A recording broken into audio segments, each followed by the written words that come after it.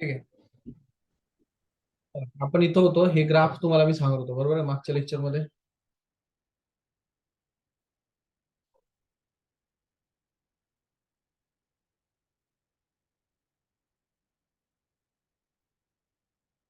ठीक आहे, इकडे बघा. आता काय होतंय, हा ग्राफ एकदा विचारला गेलेला आहे नीट मध्ये. ठीक आहे. आणि ग्राफ विचारून त्यांनी काय केलेलं होतं, त्यांनी स्पष्ट विचारलं होतं इथं की हा ग्राफ कशाचा आहे, म्हणजे काय इथं काय असेल, इथं कोणतं असेल, म्हणजे हे पोटेन्शियल एनर्जी काय, कायनेटिक एनर्जी काय आहे असं. ठीक आहे, इकडे तिकडे केलेलं होतं त्यानं. मग आता आपल्याला कुठं पोटेन्शियल एनर्जी वाढते आणि कुठं कमी होते हे क्लिअर कट माहिती पाहिजे. मग तुम्ही जर पेंडुलम बघितला तर तुम्हाला कळून जाईल ते एक्स्ट्रीमला कोणची एनर्जी जास्त असते, पोटेन्शियल एनर्जी मॅक्झिमम असते आणि कायनेटिक एनर्जी मिनिमम असते, बरोबर की नाही. जवळपास झिरो. आणि मीनला काय असते, पोटेन्शियल एनर्जी मिनिमम असते आणि कायनेटिक एनर्जी मॅक्झिमम असते, बरोबर. क्लिअर आहे. आता कसा पॉइंट आहे, जर हे तुम्हाला माहिती असेल तर हे तो आरामात कळायला लागतं. इकडे बघा, हा जो हे खाली त्यांनी काय दाखवलेलं, डिस्प्लेसमेंट दाखवलेलं आहे, बरोबर. आता हे या ठिकाणी डिस्प्लेसमेंट किती असतं, अँप्लिट्यूड एवढं असतं, बरोबर. या ठिकाणी डिस्प्लेसमेंट किती असतं, 0 असतं. म्हणजे मीन पासून आपण डिस्प्लेसमेंट कॅल्क्युलेट करतो, म्हणजे मीन पासून 0 येणार आणि इकडे अँप्लिट्यूड पर्यंत येणार. मग तुम्हाला इथं बघा, हे इथं त्यांनी 0 डिस्प्लेसमेंट दाखवलंय, हे कुठली पोझिशन असली पाहिजे, मीन, बरोबर. आणि त्यांनी हे जे इकडे ए दाखवलंय आणि इकडे -ए दाखवलंय, हे कोण पाहिजे, हे पॉझिटिव्ह एक्स्ट्रीम आणि हे निगेटिव्ह एक्स्ट्रीम, बरोबर की नाही. मग ही जी मोशन अशी होते ना, पॉझिटिव्ह एक्स्ट्रीम निगेटिव्ह एक्स्ट्रीम मध्ये, ती त्यांनी हॉरिझॉन्टल ग्राफवरती प्लेस केलेली एक्स आणि वाय ऍक्सिस मध्ये. मग आता कॉमन सेन्स आहे बघा. आता तुम्ही जर थोडं याला बघितलं नीट, तर तुमची कायनेटिक एनर्जीच्या ग्राफकडे लक्ष द्या बघा. कायनेटिक एनर्जी कुठं कुठं जास्त असते, एक्स्ट्रीमला ती कशी आहे, मिनिमम आहे. म्हणजे बघा, हा ग्राफ आहे, हे इथं कायनेटिक एनर्जी दाखवले त्यांनी बघा, हे दिसतंय काय, हे हवा ऍक्सिस वरती काय शो करतोय तो, एनर्जी एनर्जी शो करतोय, बरोबर.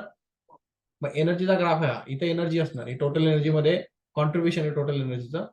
पण हे जे ग्राफ आहे हा कसा दिसतोय बघा, जिथं एक्स्ट्रीम एंड आलेलं आहे तिथं कायनेटिक एनर्जीची व्हॅल्यू, हा कायनेटिक एनर्जीचा ग्राफ आहे, दिसतोय का. हा, ठीक आहे.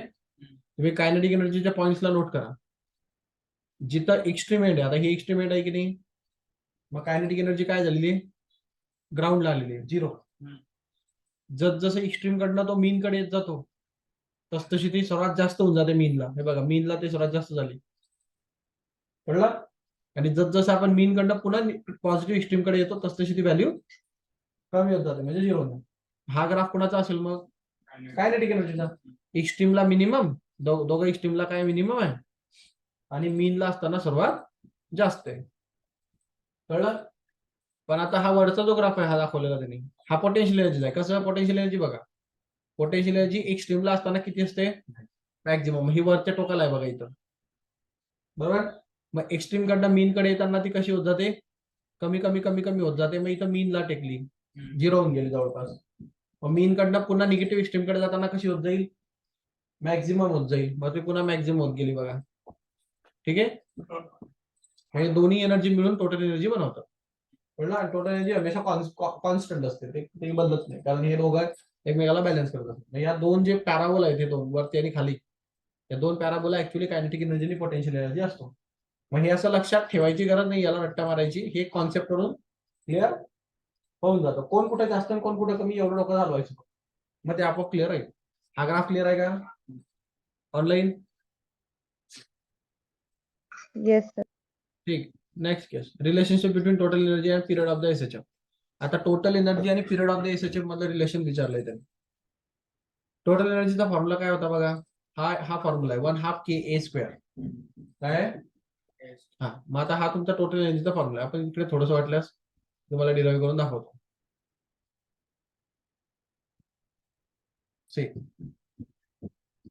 तुम्हाला टोटल एनर्जीचा फॉर्म्युला माहिती आहे, काय असतो टोटल एनर्जीचा formula, total energy is equal to 1/2 KA².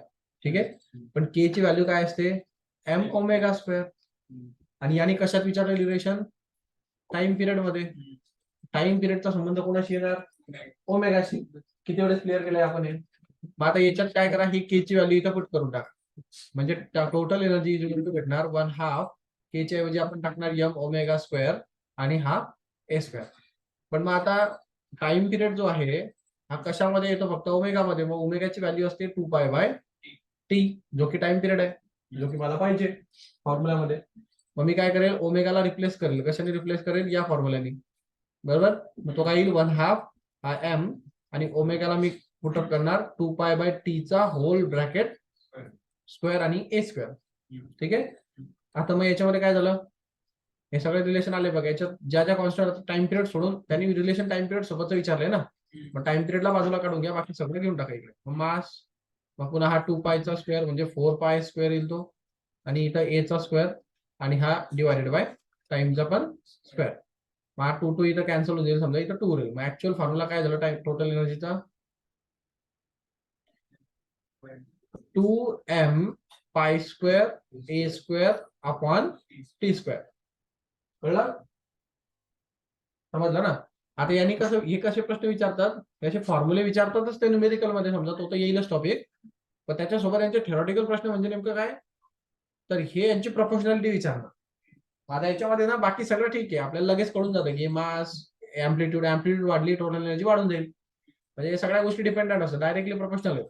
पण टाइम पिरियड वरती तो इनव्हर्सली, आणि तो पण स्क्वेअर प्रोपोर्शन. तो पण कसा, स्क्वेअर प्रोपोर्शन. इथं न्यूमेरिकल बनून जातो आणि थेरॉटिकल क्वेश्चन सुद्धा.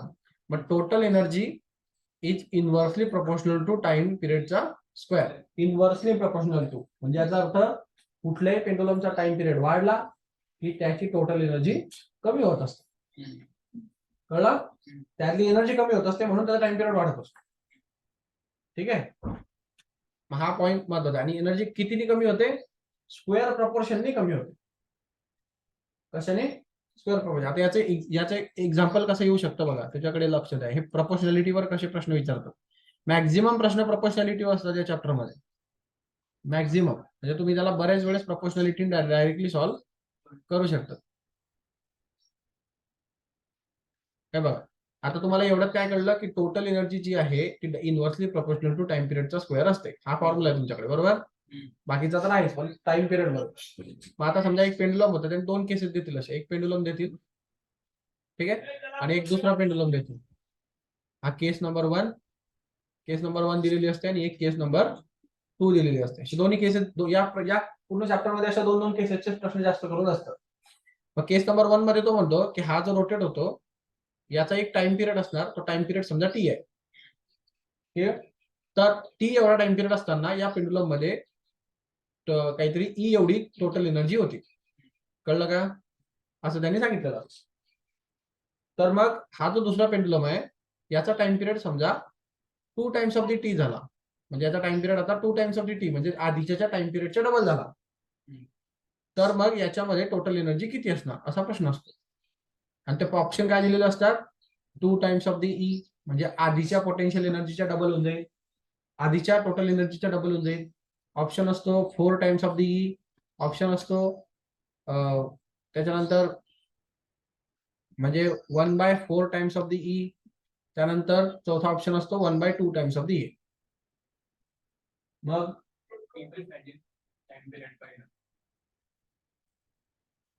एनर्जी तर कॅन्सल होऊन जाईल, डी पाहिजे, ई नाही पाहिजे. टी टाइम पिरियड नाही, एनर्जीच विचारली इथे. एनर्जी किती राहील आधीच्या एनर्जीच्या कंपॅरिझन मध्ये, नंतरची एनर्जी किती. डबल टाइम पिरियड झाले का. ठीक आहे. मग आता प्रश्न बघा, समजला ना तुम्हाला प्रश्न. असले 4 ऑप्शन देतात, असले 2 केसेस दिलेले असतात आणि डायरेक्ट विचारलेलं असतं.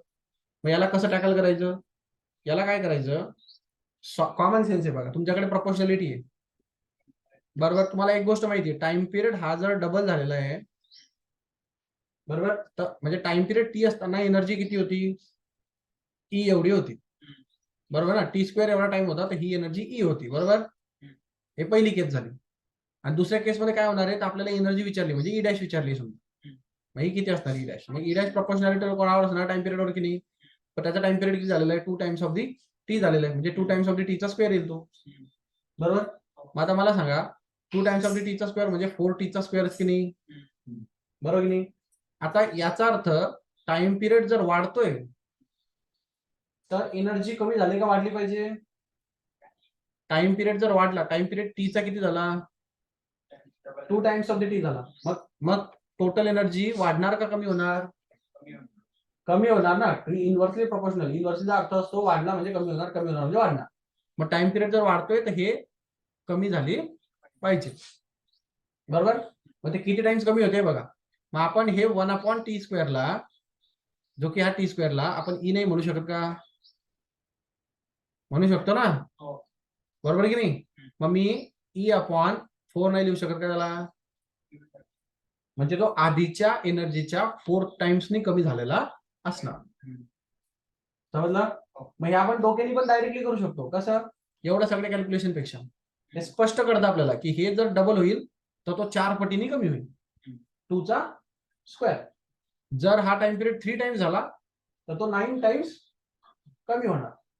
हा टाइम पिरियड जर 4 टाइम्सनी वाढला तर तो 16 टाइम्स कमी होणार एनर्जी.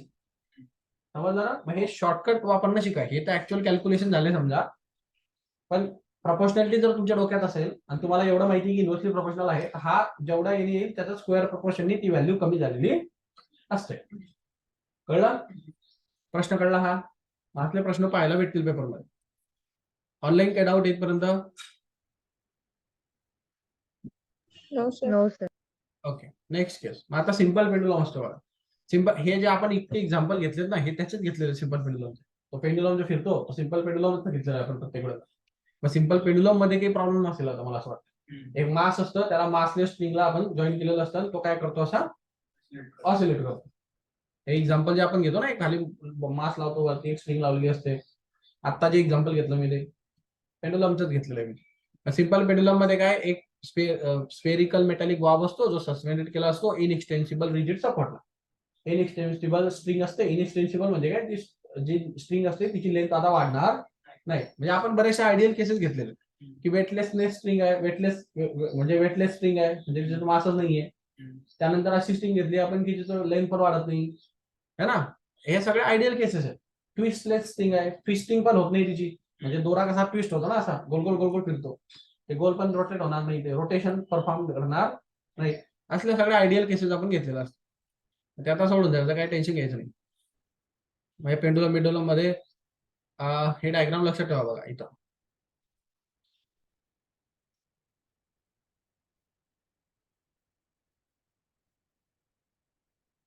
आता इकडे जर तुम्ही लक्ष दिलं तर बघा हा रिजिड सपोर्ट आहे. ठीक आहे. ही ती लेंथ आहे एवढी, हे एवढी लेंथ आहे बघा इथं, आणि इथं हा मास लावलेला आहे. ठीक आहे. हे मास असतं ते असं, आणि हे असं असं असं रोटेट होत असतं. बरोबर की नाही? पण त्यांनी एक एफबीडी काढली. एफबीडीचा अर्थ काय असतो? Force body diagram. मग त्यांनी विचार केला की इथं कुठकुठले फोर्सेस अप्लाय होत असतील, तर कुठकुठले फोर्सेस अप्लाय होत असतील बरं बघा बरं. तुमच्या पेंडुलम वरती कोणकोणचे फोर्सेस लागणार?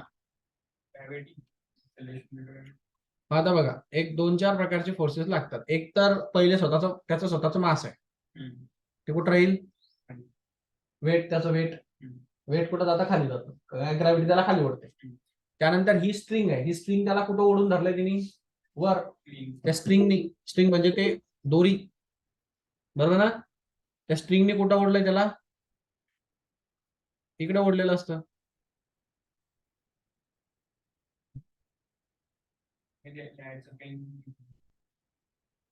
लेट झाला ते.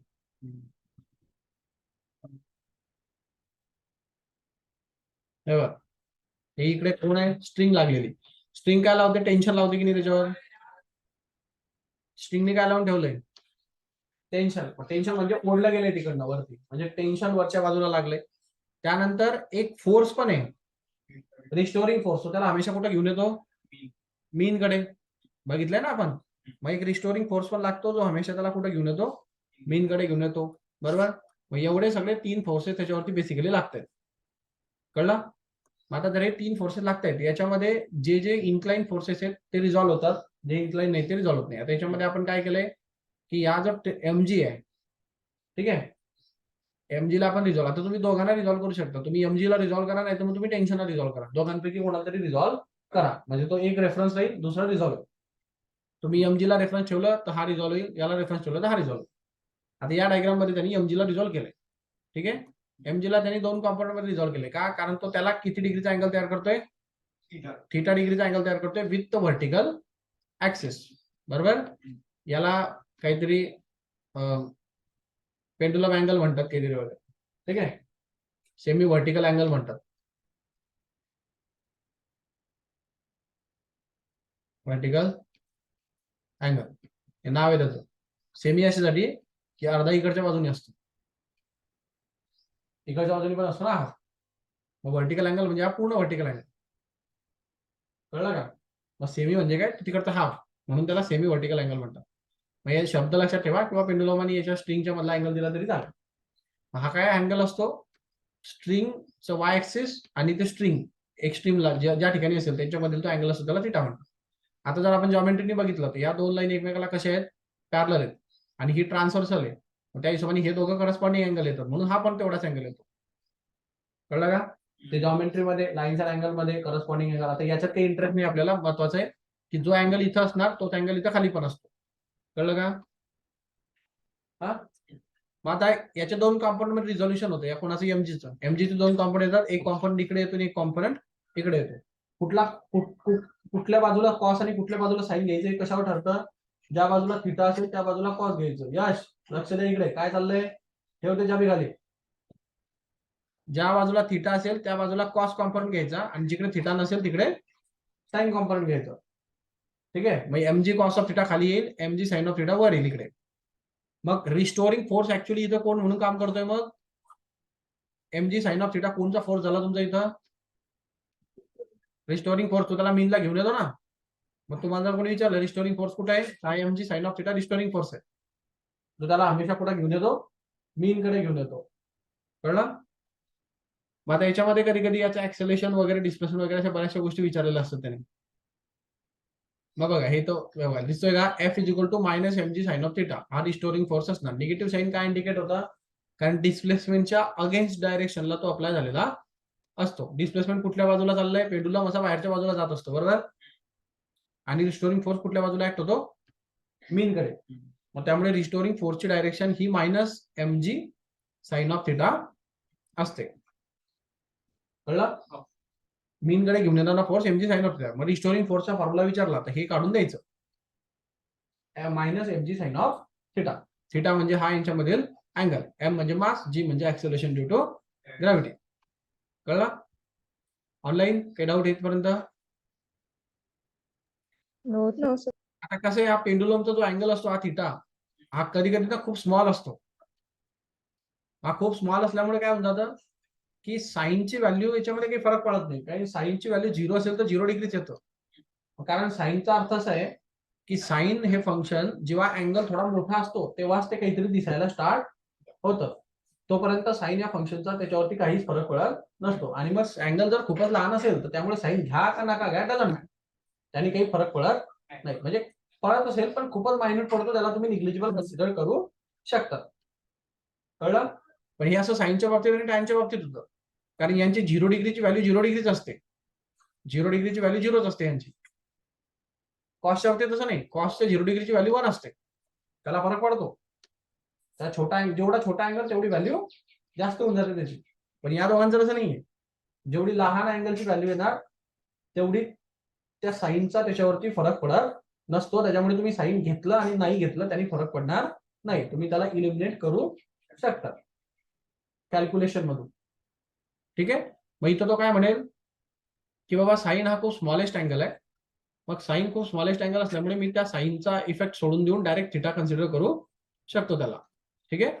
आता बघा इथं त्यांनी हा थिटाची व्हॅल्यू काढली. आता थिटाची व्हॅल्यू कशी काढतात, हे सर्कल नावाच्या चॅप्टरमध्ये तुम्हाला 7वी 8वी पर्यंत झालेलं असतं, 10वीला वगैरे.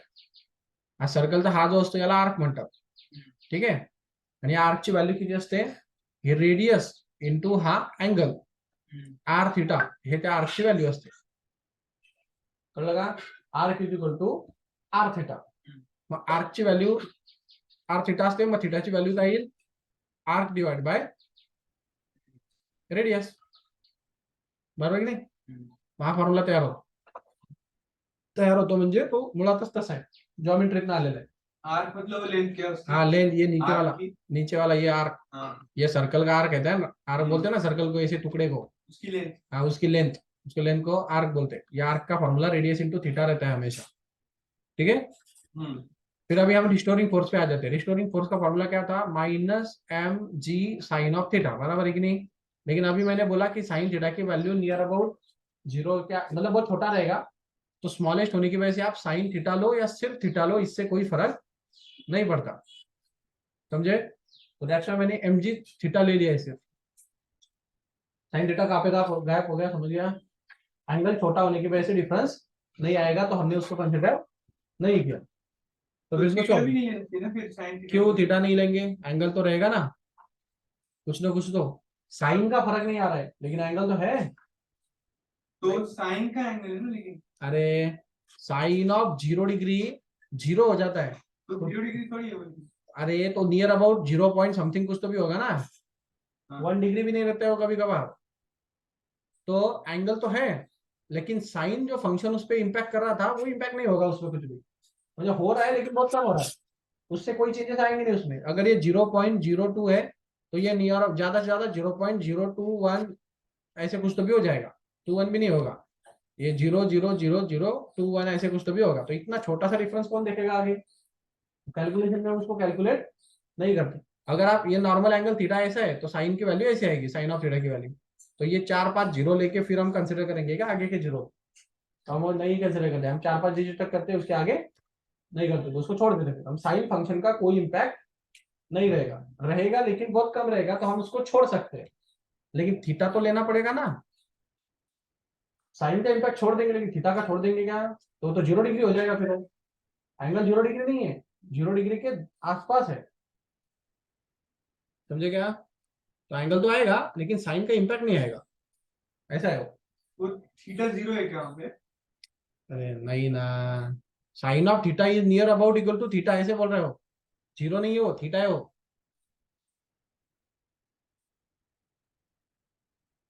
अरे जीरो नहीं है एंगल, एंगल जीरो होता तो मैं डायरेक्ट जीरो लेता ना।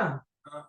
छोटा है बस, छोटा का मतलब क्या होता है, जीरो है क्या वो, मिनिमम का मतलब जीरो हो जाता है क्या, जीरो के नियर अबाउट रहेगा, मतलब छोटा रहेगा, उसका कोई बहुत बड़ा इम्पैक्ट नहीं है। मतलब एंगल बड़ा ना होने की वजह से साइन इम्पैक्ट नहीं करता है, साइन एक फंक्शन है, साइन एक फंक्शन होता है, उसका एक रोल होता है। 0 degree 30 degree 45 degree 60 degree 90 degree, जैसे जैसे वैल्यू बढ़ती है वैसे वैसे उसकी वैल्यू बढ़ती, 0 से लेके 1 तक। तो 0 डिग्री को जीरो किए हुए हो,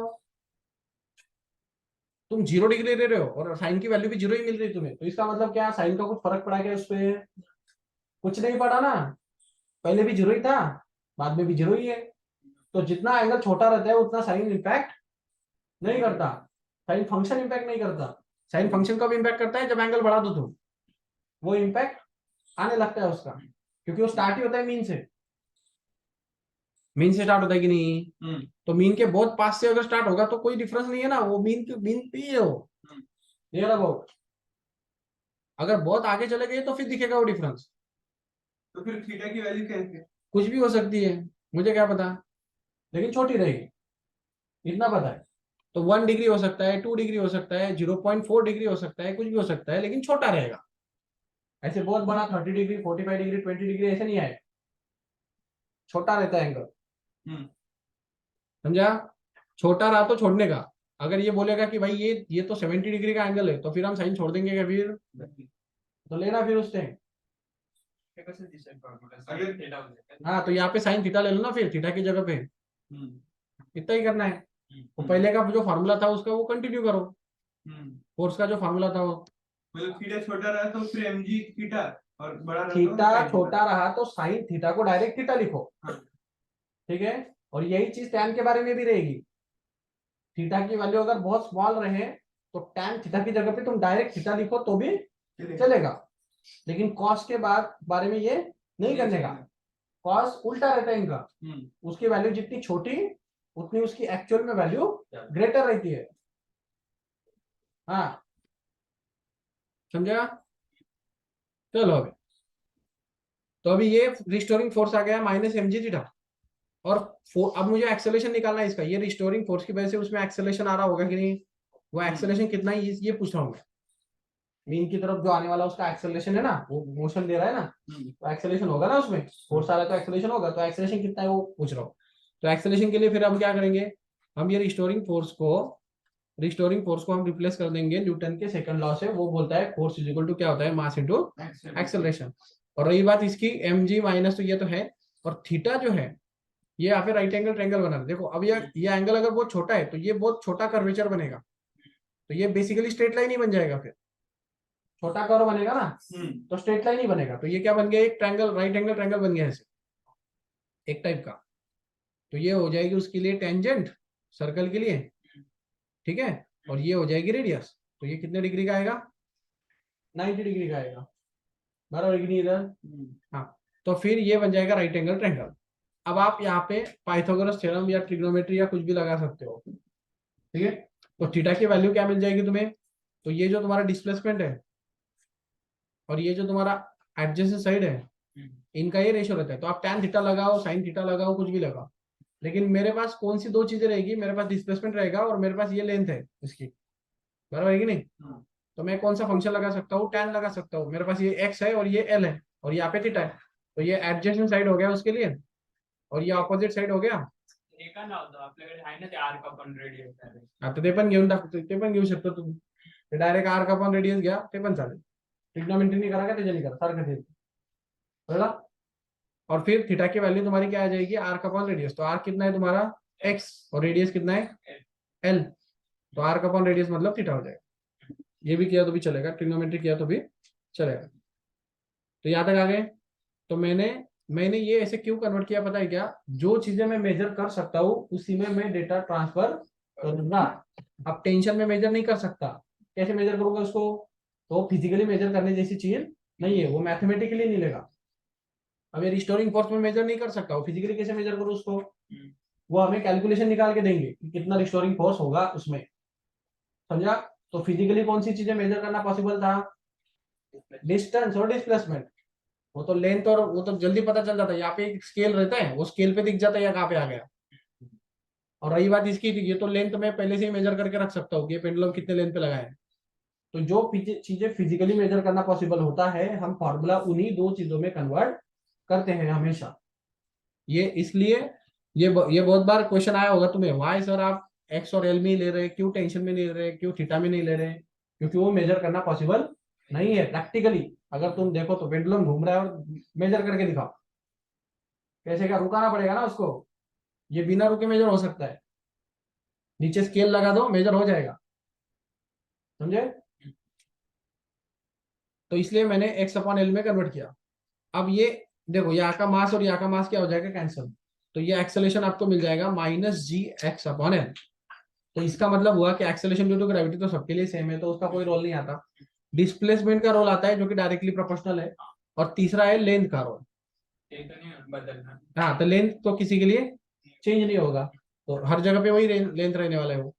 तो बस चेंज क्या होने वाला है, डिस्प्लेसमेंट। तो आपको ये पता चल जाता है कि एक्सेलरेशन जो उसमें रहेगा रिस्टोरिंग फोर्स के लाने वाला, वो डायरेक्टली प्रोपोर्शनल टू डिस्प्लेसमेंट रहेगा, और उसकी डायरेक्शन ऑपोजिट रहेगी, क्योंकि वो रिस्टोरिंग फोर्स भी ऑपोजिट डायरेक्शन को ही जा रहा था।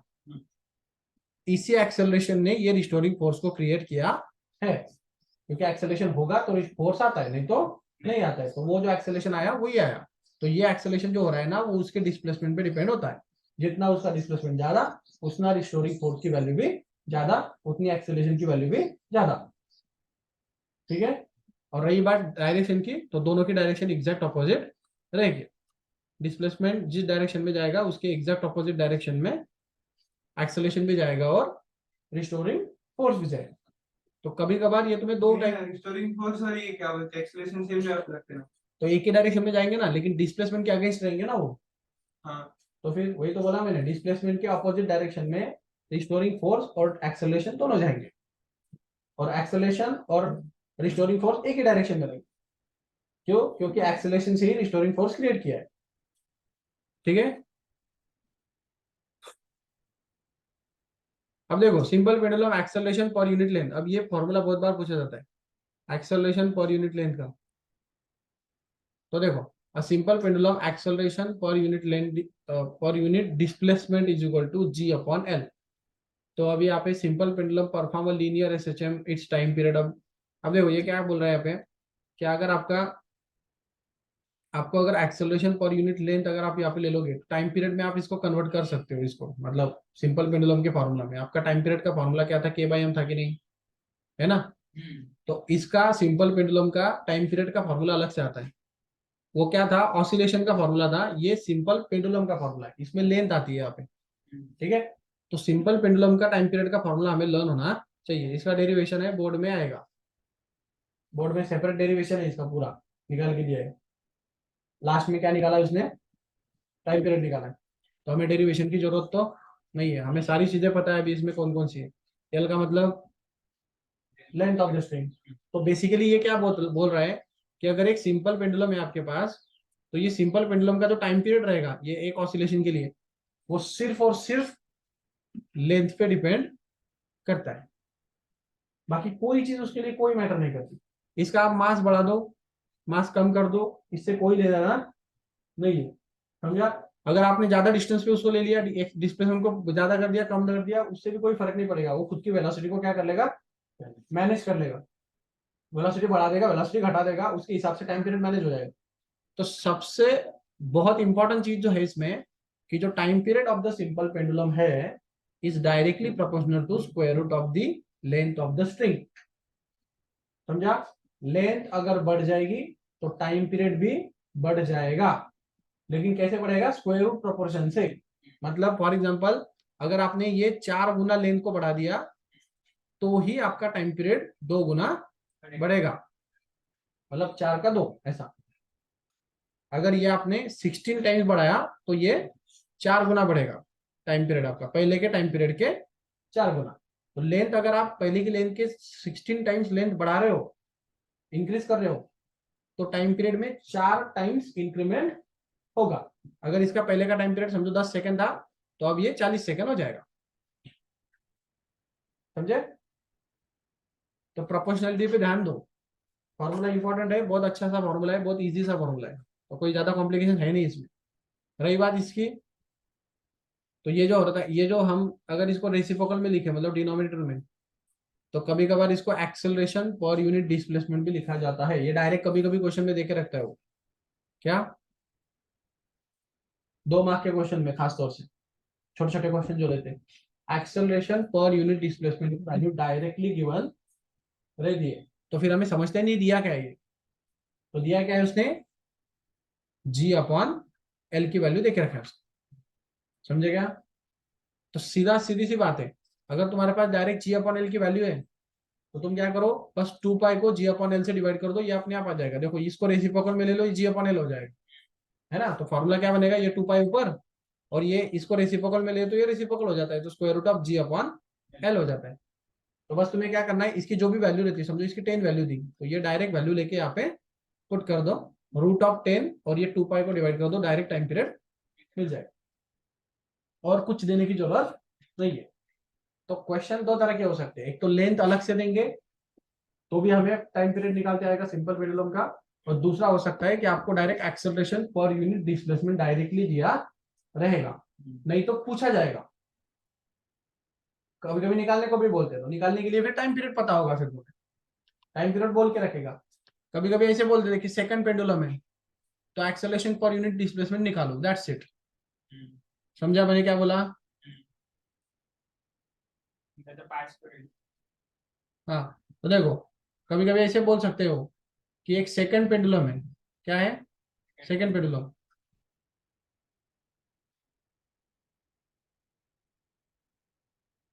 और एक्सेलरेशन पर यूनिट डिस्प्लेसमेंट निकालो, डायरेक्ट खत्म क्वेश्चन, इतना ही रहेगा, कुछ नहीं है, कुछ डेटा नहीं, कुछ नहीं, कुछ नहीं, कुछ। तो फिर सेकंड पेंडुलम बोला तो टाइम पीरियड 2 सेकंड का हो जाता है अपने आप, और पेंडुलम है सिंपल पेंडुलम, मतलब टाइम पीरियड का फॉर्मूला सिंपल पेंडुलम के 2 pi upon square root of G/L, और तुम्हें निकालना क्या है, G/L, मतलब वो दिख नहीं रहा है लेकिन ये निकालना है तुम्हें। तो बस तुम क्या करो, टाइम पीरियड की वैल्यू कितनी डालो, 2 सेकंड, और ये आ जाएगा 2 pi upon square root of G/L। फिर ये 2 को इधर ले लो, ये स्क्वायर रूट को उधर लेके 2 पाई इंटू L/G लिखो ना, L/G क्यों, मुझे एक्सेलरेशन पर यूनिट डिस्प्लेसमेंट चाहिए ना, मैं एक्सेलरेशन पर यूनिट डिस्प्लेसमेंट लाऊंगा ना मैं तो, तो फिर एल अपन जी का फिर रेसिप्रोकल कर तो square root of ji upon l इधर आ जाएगा और ये 2 पाई अपॉन 2 आ जाएगा इधर। समझेगा? इसको मैंने इधर शिफ्ट किया, इसको इधर शिफ्ट किया, तो मुझे 2 कैंसिल हो जाएगा, तो ये आ जाएगा square root of ji upon L is equal to pi. तो अगर मुझे जी अपॉन एल चाहिए तो इधर का क्या करना पड़ेगा? स्क्वायर, तो ये आ जाएगा पाई स्क्वायर। तो एक्सेलरेशन पर यूनिट डिस्प्लेसमेंट आएगा पाई के स्क्वायर, इतना वैल्यू होना चाहिए। समझा ना? तो क्वेश्चन डिफिकल्ट करने के लिए बहुत से फंडामेंटल कॉन्सेप्ट को यूज करके कॉम्पैक्ट किया जाएगा, ऐसे कुछ हो सकता है। ऑनलाइन क्लियर है करें? हो सकता है। चलो नेक्स्ट केस, क्या है वो एक्सेलरेशन पर यूनिट? डिस्प्लेसमेंट। देखो लॉज ऑफ सिंपल पेंडुलम, तो ये फॉर्मूला पे डिपेंड है सारे लॉज।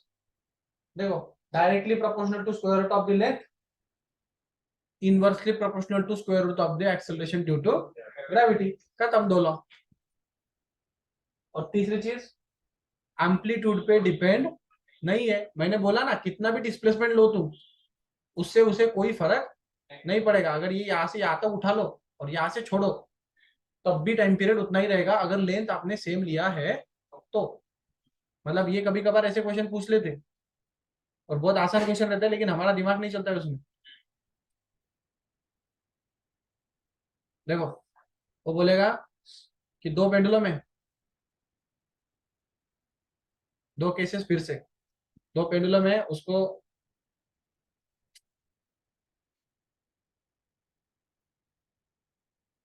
2 मासेस है, दोनों की लेंथ कैसी है? समझो लेंथ दोनों की एल ही है, ठीक है। एक को मैंने एक्स डिस्प्लेसमेंट, मतलब बड़ा एक्स, मतलब ऐसे बोलेगा वो कि 10 सेंटीमीटर तक डिस्प्लेसमेंट लेके छोड़ा, ठीक है। और एक को मैं बोल सकता हूँ कि इसने 2 सेंटीमीटर का डिस्टेंस लेके छोड़ा, मतलब ये डिस्प्लेसमेंट हो गया तुम्हारा, मतलब एम्पलीट्यूड हो गया समझो।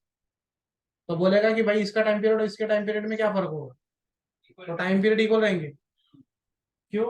क्योंकि टाइम पीरियड के फॉर्मूला में डिस्प्लेसमेंट है ही नहीं, तो अगर है ही नहीं तो कोई मतलब नहीं है उसका, तो टाइम पीरियड में कोई फर्क नहीं आता। दूसरी एक चीज हो सकती है कि कभी कभार ये ऐसे बोलेगा कि एक का मास m था, ठीक है, लेकिन दूसरे का मास जो है ना वो मैंने 3 टाइम्स कर दिया है, मतलब ऐसा बढ़ा दिया उसके मास को, समझा? तो उसका मास 3 टाइम्स ऑफ दी m कर दिया, तो फिर टाइम पीरियड में क्या फर्क आएगा? कोई फर्क नहीं आएगा, क्योंकि मास पे भी वो डिपेंड नहीं है। तो यहाँ पे ना दिमाग चलता नहीं फिर हमारा। फिर कॉमन जिसको नॉलेज नहीं है ना वो क्या करेगा, वो तो सीधी सी बात बोलेगा भाई मास बढ़ेगा तो टाइम पीरियड बढ़ जाएगा, घटेगा कुछ तो होगा, बरोबर कि नहीं? डिस्टेंस बढ़ेगा घटेगा कुछ तो होगा। तो फॉर्मूले पे ध्यान दो, फॉर्मूला क्या है? फॉर्मूला बोलता है time period is equal to 2 pi square root of l upon g. L है जी है तो चेंज होगा, नहीं तो नहीं होगा। अगर तुम यही एक्सपेरिमेंट जाके मून पे करो तो फिर हो जाएगा चेंज, क्योंकि वहां पे ग्रेविटी कम एक्सेलरेशन ड्यू टू ग्रेविटी बदल जाएगा। लेंथ बदल दो और एक्सेलरेशन ड्यू टू ग्रेविटी बदल दो तो चीज चेंज होगी, नहीं तो नहीं हो। बाकी फिर कुछ भी चेंज करो डजंट मैटर, वाटर में जाके करो, किसी में भी करो। अब ये ऐसे क्वेश्चन बोल सकते हैं कि ये पेंडुलम लेके जाके वाटर में गए, स्विमिंग पूल में जाके रख दिया उस पेंडुलम को, फिर वाटर में जाके किया तो फिर क्या होगा? कुछ नहीं होगा, टाइम पीरियड सेम रहेगा। समझा? वो बड़ा वाला जो बॉब है वो कम घूमेगा ना, मतलब कम डिस्कशन करेंगे ना, लेकिन टाइम पीरियड सेम रहेगा। तो कम डिस्प्लेसमेंट करेगा तो वेलोसिटी भी कम हो जाएगी ना। हाँ, और टाइम पीरियड सेम रहेगा। हाँ, तो इसलिए तो मैं बोल रहा हूँ कि वेलोसिटी और डिस्प्लेसमेंट खुद को क्या कर लेते, बैलेंस कर लेते। तुम कितना भी करो टाइम उतना ही लगेगा तुम्हें। तुम ज्यादा घुमाओ तो वेलोसिटी अपने आप बढ़ जाएगा, तुम कम घुमाओ तो वेलोसिटी अपने आप कम हो जाएगा, लेकिन टाइम तो उतना ही कंज्यूम करेगा वो जितना बड़े को कर, लंबा खींचो तो कर रहा है, छोटा खींचो तो कर रहा है, ठीक है। तो उसका अगर टाइम पीरियड तुम्हें चेंज करना है तो तुम्हारे पास एक ही ऑप्शन है, उसकी लेंथ को चेंज करो, बढ़ाओ घटाओ कुछ भी करो। तो ज्यादातर से पेंडुलम के क्वेश्चन में क्या आता है, अगर तुम्हें इतना इतना टाइम पीरियड चाहिए तो लेंथ कितनी होनी चाहिए, ऐसा ऐसे क्वेश्चन आते हैं, ठीक है। ये सेकंड पेंडुलम का तो ले लिया मैंने अभी।